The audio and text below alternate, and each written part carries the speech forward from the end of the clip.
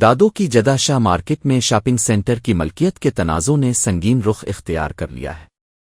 یہ تنازع ایوب ملہ اور پاکستان پیپلز پارٹی کے رہنما علی نواز رند کے درمیان چل رہا تھا۔ عدالتی حکم پر شاپنگ سینٹر کی 23 دکانیں علی نواز رند کے حوالے کر دی گئیں، جس کے بعد صورتحال مزید کشیدہ ہو گئی۔ عینی شاہدین کے مطابق شام 7:45 پر جدہ شاہ مارکیٹ میں پولیس کی موجودگی کے باوجود اچانک زبردست ہوائی فائرنگ شروع ہو گئی۔ فائرنگ کی آوازوں سے مارکیٹ میں موجود دکانداروں اور شہریوں میں شدید خوف و ہراس پھیل گیا، جبکہ صورتحال اس قدر بگڑ گئی کہ پولیس اہلکار بھی موقع سے فرار ہو گئے۔ تقریباً 10 منٹ تک جاری رہنے والی فائرنگ کے باعث دادو کے علاقوں ریشم گلی، شاہی بازار اور نیا چونک میں بھی خوف کی فضا قائم ہو گئی اور لوگ اپنی دکانیں بند کر کے محفوظ مقامات کی جانب روانہ ہو گئے۔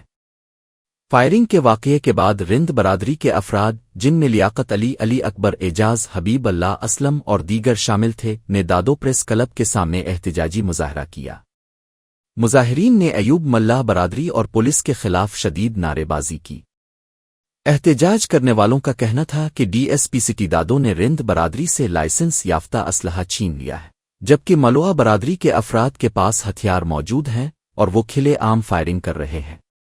مظاہرین نے سیشن جج دادو اور ایس ایس پی دادو سے واقعے کا نوٹس لینے اور شفاف تحقیقات کا مطالبہ کیا۔ مظاہرین کا مزید کہنا تھا کہ انصاف کا گھر دادو اے سیکشن تھانے کے قریب واقع ہے، مگر اس کے باوجود انہیں انصاف نہیں مل رہا، جس پر شہریوں میں شدید تشویش پائی جا رہی ہے۔